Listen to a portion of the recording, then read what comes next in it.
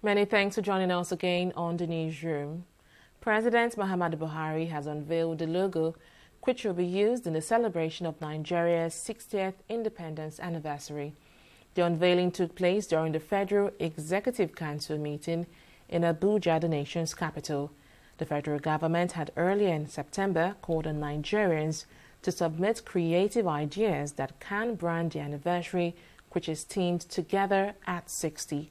Nigeria got independence from British rule on October 1st, 1960, and has since then organized annual ceremonies to mark the day. The Lagos State Police Command have arrested 30 demonstrators protesting the recent hike in electricity tariff and fuel price. The protesters under the Joint Action Front and some civil society organizations embarked on the march at about 10:05 a.m. from the Nigeria Labour Congress NLC office at Yaba. They were however arrested around Udre-Legba and taken to the Area C Command in Surulere. Among those arrested are JAB Vice Chairman Achike Chude and civil rights activist Malaki Ugumadu, among others.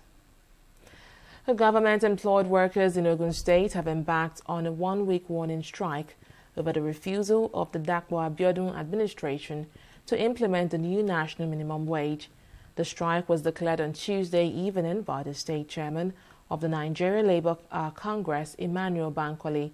The NLC had given a 14-day ultimatum to the state government on the implementation of the new minimum wage, which was last year moved from 18,000 naira to 30,000 naira.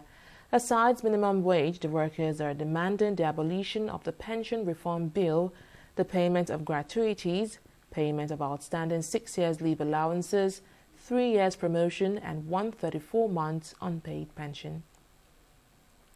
The Presidential Task Force on COVID-19 has raised the alarm that international travelers from some specific countries who are COVID-19 positive have been making their way into Nigeria by presenting fake PCR results. National coordinator of the task force, Sani Aliu, said this on Tuesday when the Presidential Task Force appeared before the Joint Senate Committee on Health and Aviation. He said to address this, the government has adjusted the validity period of PCR tests to be presented before boarding from 7 to 4 days. Oil prices edged higher on Wednesday, gaining more than 2% as a hurricane closed U.S. offshore oil and gas production, causing a decrease in inventories. Brent crude rose up 85 cents at $41.38 a barrel, while U.S. crude rose by 92 cents at $39.20 a barrel. The Organization of the Petroleum Exporting Countries, OPEC, says it expects world oil demand to fall more sharply than earlier estimated, as worries over the steady pandemic recovery have had a depressing effect on major oil producers. Japan's parliament has elected Yoshihide Suga as the country's new prime minister, following the resignation of Shinzo Abe due to health reasons. The former chief cabinet secretary secured an easy victory in a parliamentary vote where his ruling Liberal Democratic Party holds a commanding majority. 71-year-old Suga is expected to stick closely to policies championed by Shinzo Abe during his record-breaking tenure. A new cabinet was announced shortly after the vote, with several ministers keeping their jobs.